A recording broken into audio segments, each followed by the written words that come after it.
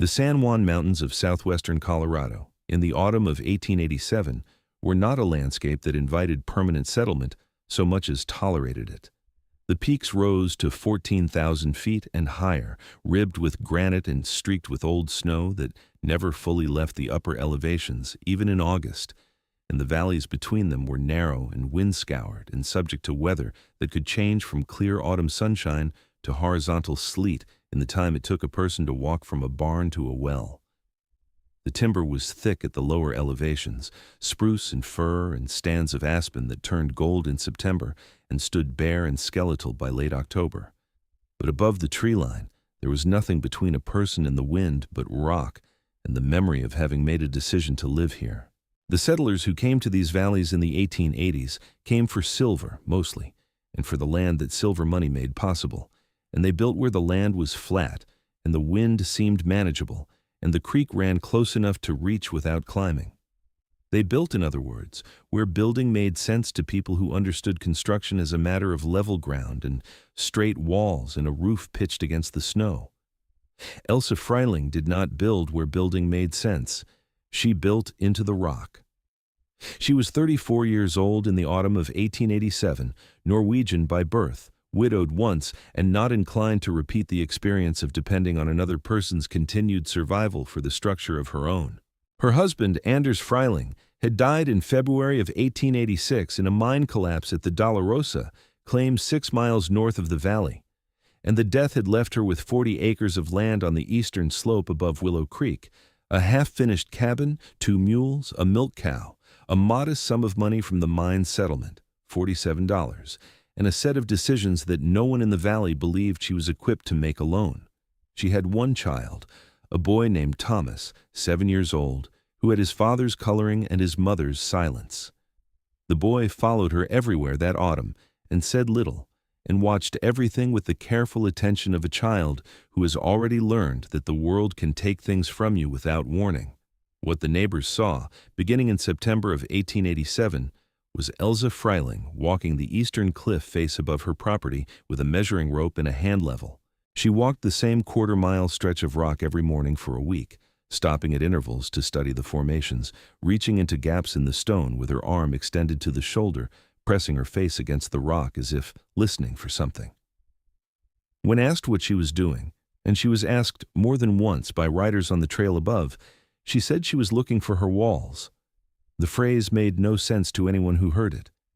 But by the 3rd week of September, Elsa Freiling had found what she was looking for, and what she did next became the subject of more sustained conversation in the Willow Creek Valley than anything since the Dolorosa collapse itself. She had identified a crevice.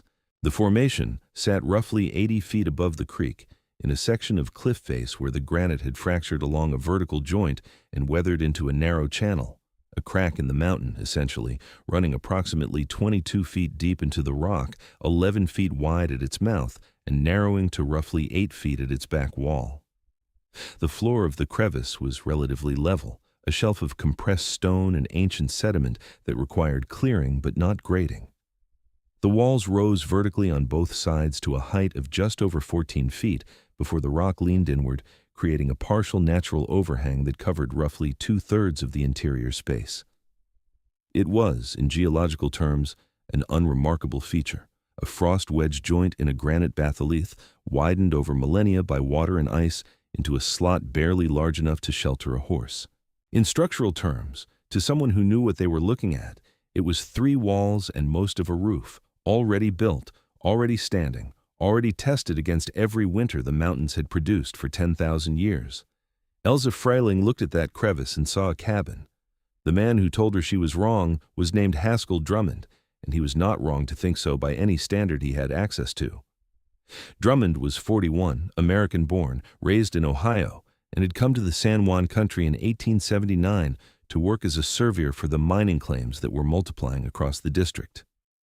He had stayed because the work was steady, and because he had developed a genuine respect for the landscape, and over the years he had become the man that settlers in the Willow Creek Valley consulted when they wanted to know where to build, how to grade a foundation, whether a particular slope would hold a structure through the spring melt. He understood soil composition and load-bearing and drainage.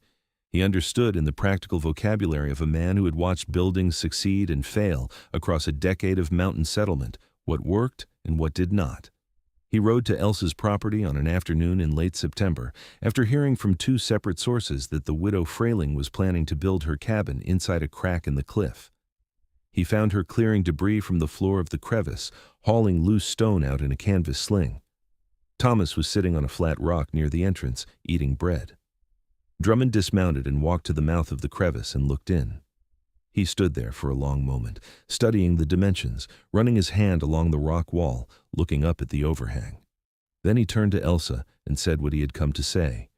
He told her that rock was not a building material the way she seemed to think it was, that a crevice in a cliff face would channel water directly into her living space during snowmelt, that the overhang would collect snow and ice through the winter and the weight would calve off in unpredictable slabs, that the floor would be permanently cold because stone does not warm and cannot be insulated from below, that the narrowness of the space would make it impossible to ventilate a fire safely, that she was, in his considered professional opinion, preparing to spend the winter in a place that would be wetter, colder, darker, and more dangerous than any cabin built on level ground with 4 timber walls and a proper stone chimney.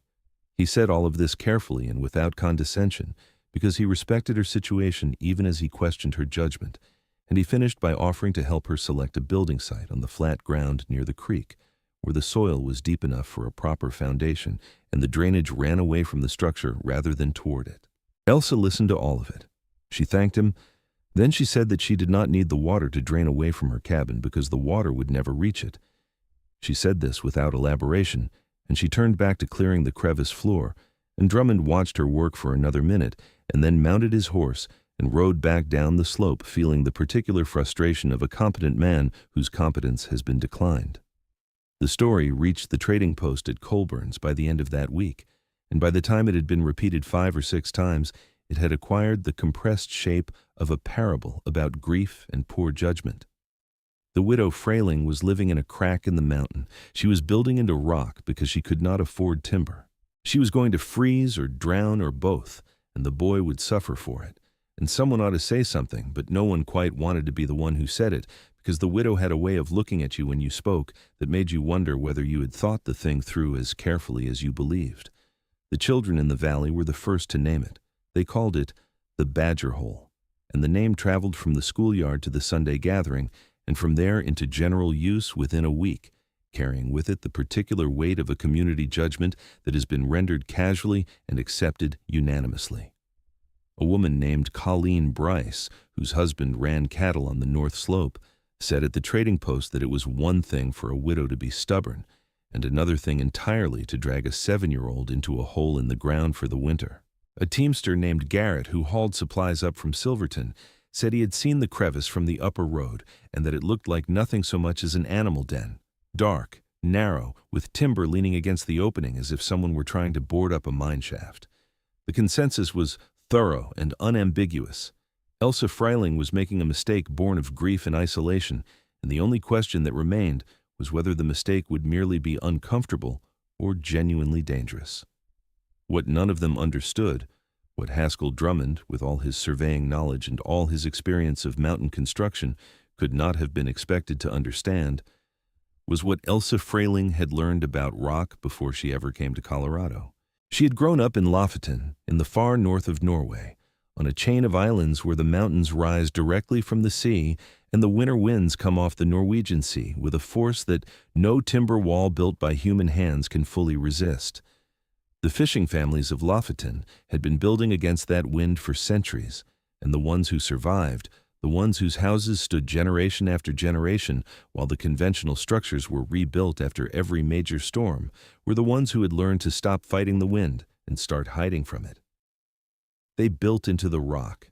They found clefts and overhangs and natural formations in the coastal granite, and they tucked their structures inside them, letting the mountain do the work that no amount of timber and chinking could accomplish. Elsa's own grandfather had lived in a house whose back wall was the living rock of a sea cliff, and that house had stood for 90 years without a single winter requiring significant repair, because the wind that destroyed everything else in the valley passed over it the way a river passes over a stone on the bottom, not because the stone is strong enough to resist the river, but because the stone is not where the river is going. This was not a theory Elsa had read about or been taught in any formal sense. It was something she had lived inside. She had spent her childhood sleeping against a rock wall that stayed the same temperature in January as it did in October, cool but never cold, never freezing, because the thermal mass of the mountain behind it was so vast that no surface weather could penetrate deeply enough to change it. She had woken on winter mornings in a house where no draft moved because there was no gap for draft to enter. 3 walls of solid rock do not shift, do not shrink in the cold, do not open seams the way timber does when it dries. She knew these things the way she knew that salt water freezes at a lower temperature than fresh, or that wind loses its force when it has nothing flat to push against. She knew them because the rock had taught her, year after year, by being exactly what it was. The cabin she built in the crevice above Willow Creek took her 6 weeks to complete, working with Thomas as her only help. She did not attempt to build 4 walls, she built one. A single front wall of timber fitted tightly into the mouth of the crevice, chinked with a mixture of mud, pine pitch, and shredded bark that she packed into every gap with the patience of someone who understands that the quality of a single wall determines everything when you only have one to get right. The wall was 8 inches thick, double-framed, with a dead air space between the inner and outer faces, stuffed with dried moss and grass. She set a door in the center of this wall, heavy and tight-fitting, and a single window to the left of the door, small and deeply recessed, with a wooden shutter that could seal it completely. The interior she floored with split timber laid over a bed of pine boughs and dried grass, creating a layer of insulation between the living space and the stone floor beneath.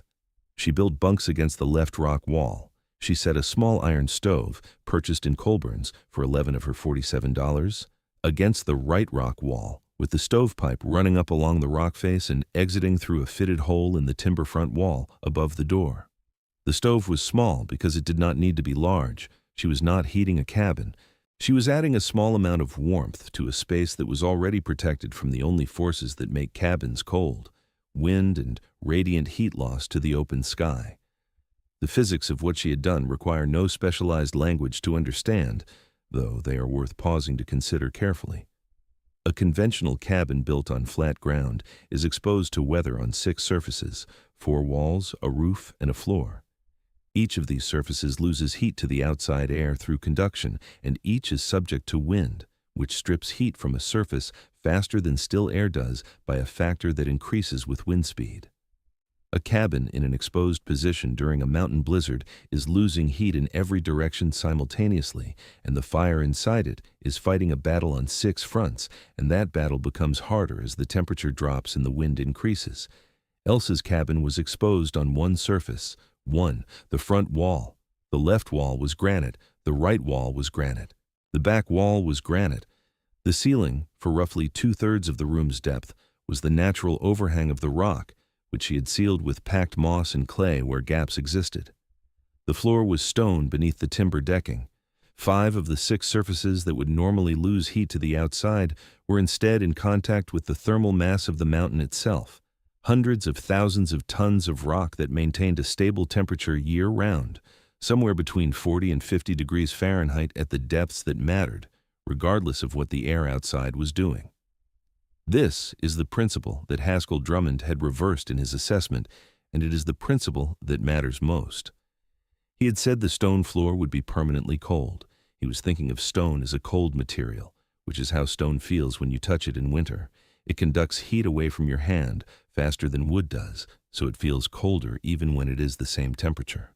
But temperature and the feeling of cold are not the same thing. The stone behind those walls and beneath that floor was not at 0 degrees.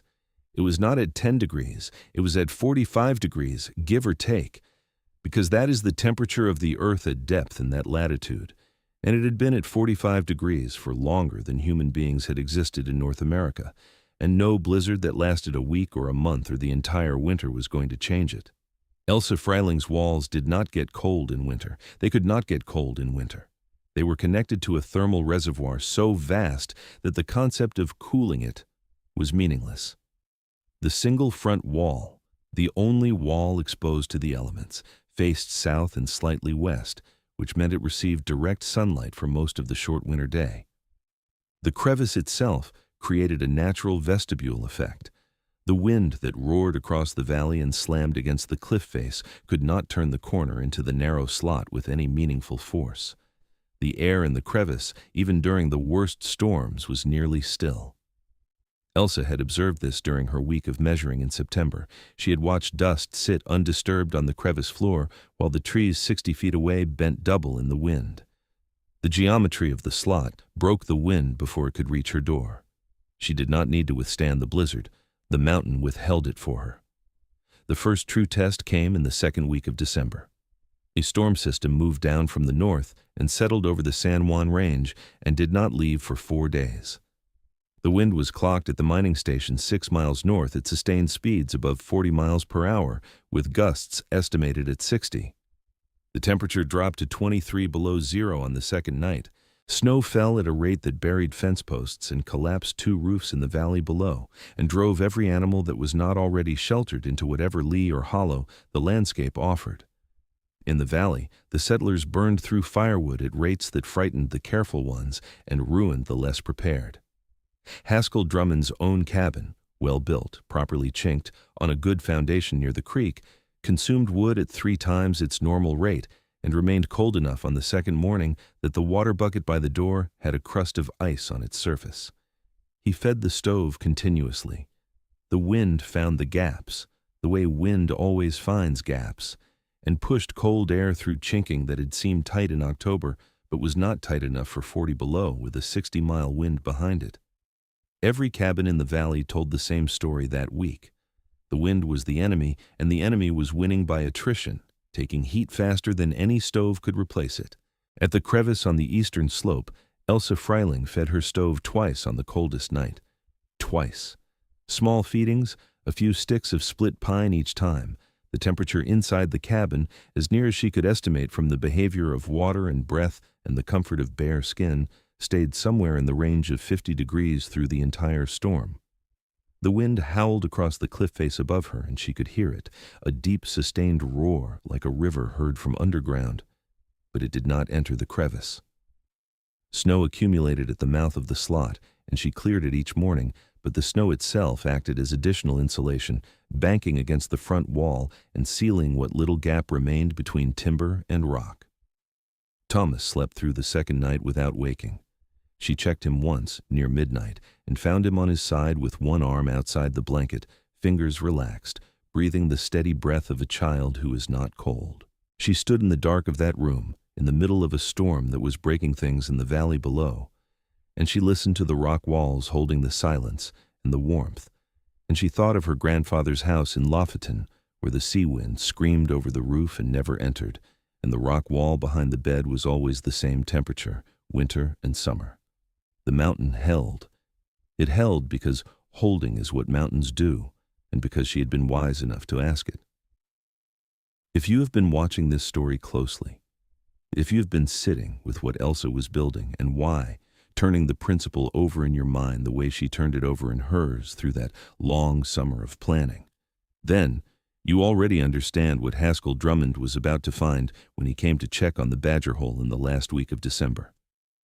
Stay with this just a moment longer, because what happened next changed what an experienced man thought was possible. The storm ended on the 15th of December. The valley emerged into pale winter sunshine and began counting its losses.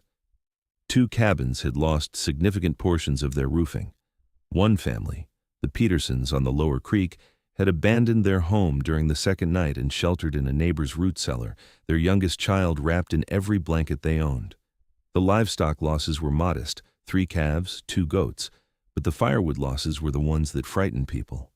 4 days of that intensity had consumed what should have been 2 weeks of fuel, and winter was barely a month old. Men who had stacked what they considered generous supplies in October now stood beside diminished piles and recalculated and did not like what the numbers told them. Haskell Drummond heard about the crevice cabin from a miner named Pollard who had passed the eastern slope on the morning after the storm broke and had seen Elsa clearing snow from the entrance with Thomas beside her. Pollard said the boy was not wearing a coat. Pollard said this twice, as if he did not believe it himself, and the second time he said it, the room at Colburn's went quiet. The boy was not wearing a coat, and it was 11 below zero outside, and he was standing at the mouth of a crack in the rock in a wool shirt with his sleeves pushed up, clearing snow with a flat board, and he did not look cold. He looked, Pollard said, like a boy doing a chore on an autumn morning, as if the season had not reached him, as if the storm that had driven a family from their home and collapsed 2 roofs and consumed half the valley's firewood in 4 days had simply not occurred inside that slot in the rock. Drummond did not go immediately. He waited 3 days. He told himself he was waiting for the trail to clear, but the truth was closer to the fact that he needed those 3 days to sit with the possibility that he had been wrong in a way he did not yet understand. He went on the 18th of December, riding the upper trail to the eastern slope, and he dismounted at the base of the path that led up to the crevice, and he climbed on foot. He noticed the wind first, or rather, he noticed the absence of wind. He had been leaning into a steady northwest blow for the entire ride, and as he approached the mouth of the crevice, the wind dropped away as if he had stepped behind a door. The rock walls of the slot channeled the air upward and over, and the space between them was still. Perfectly, unnervingly still. He could hear his own breathing. He walked to the front wall of the cabin, and he put his bare hand against the timber.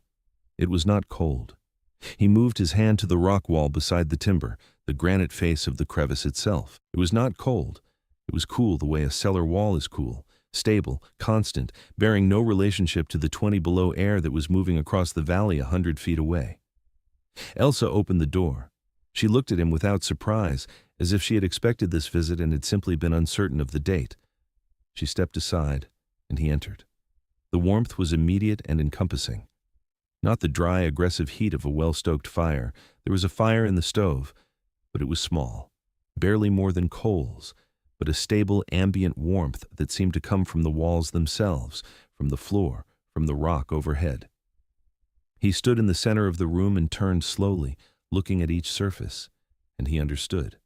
He understood it all at once, the way you understand something that has been explained to you in a language you did not previously speak, but which suddenly makes sense because you are standing inside the explanation. He put his hand on the rock wall beside the bunk where Thomas slept.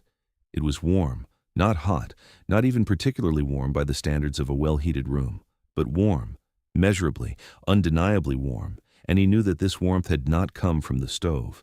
This warmth had come from inside the mountain, from the deep constant temperature of the earth itself, and it had been here before Elsa Frayling arrived, and it would be here after she was gone, and no blizzard that would ever descend on this valley would change it by a single degree. He stood with his hand on the wall for a long time. Elsa said nothing. Thomas watched from the bunk with his careful eyes. Then Drummond removed his hat and held it in both hands and said quietly, "You did not build a cabin. You moved into the mountain." She said, "The mountain was already warm. I just closed the door." He nodded.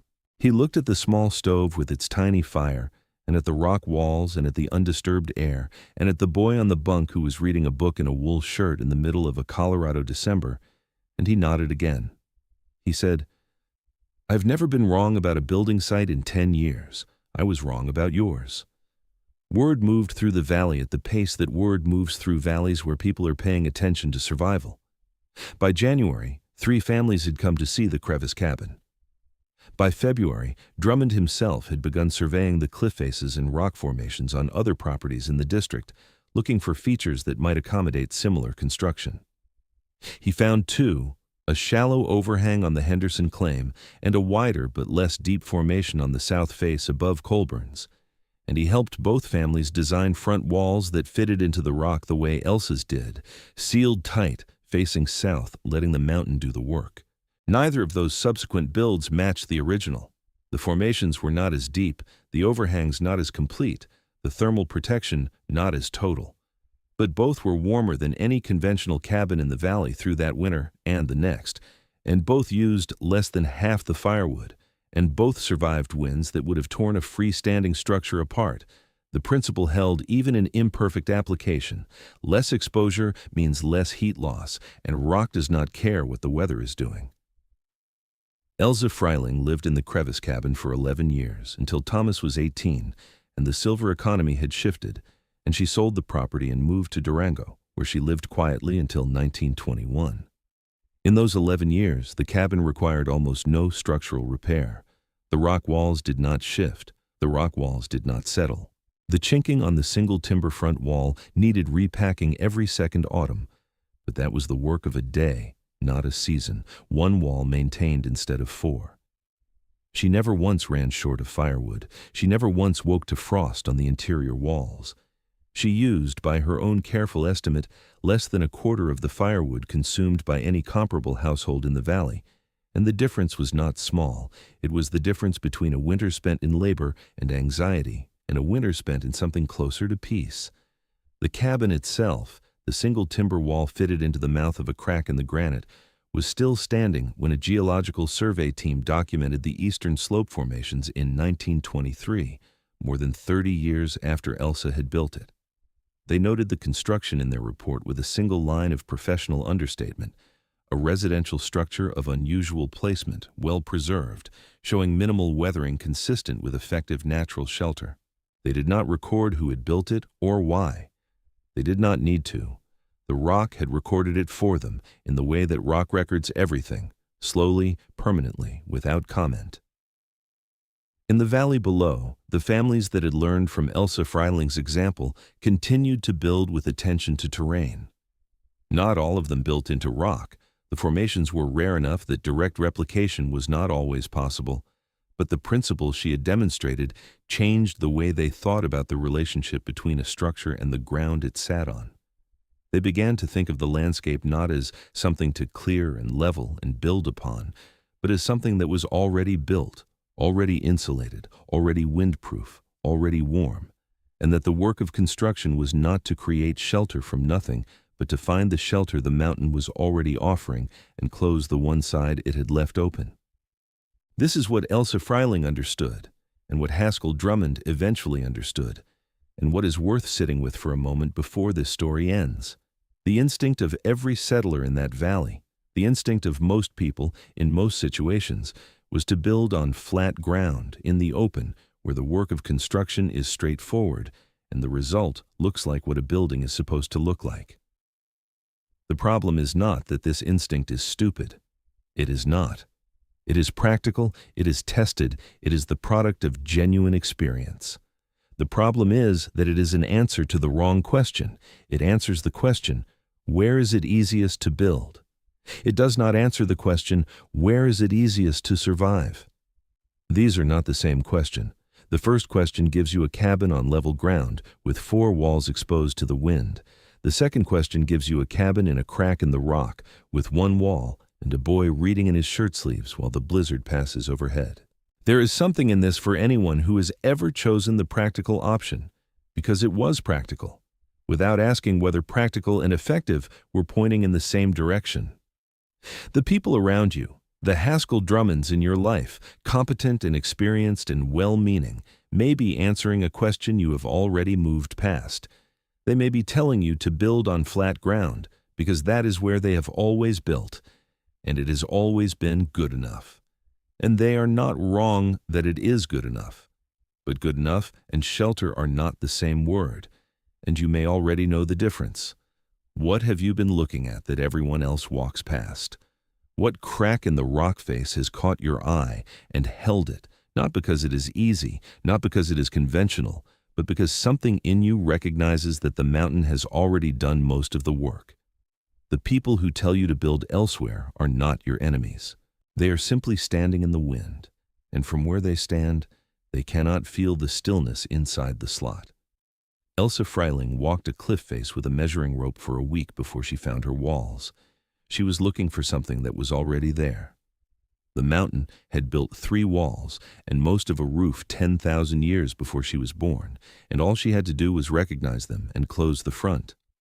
If this story has settled something in you, if it has named a recognition you have been carrying without quite knowing how to use it, then perhaps the walls you need are already standing somewhere in the landscape of your own life, waiting for you to stop building in the open and start looking at the rock. If this spoke to something you are working through, share it with someone who is still building in the wind. And if you have not yet subscribed to this channel, the button is just below. There's a new story here every day, and some of them are about exactly the thing you did not know you needed to hear. This story is a work of fiction. Elza Freiling, Haskell Drummond, and all other characters and events depicted are entirely invented. Rock crevice and cliff face construction techniques are historically documented across multiple cultures. The story is not,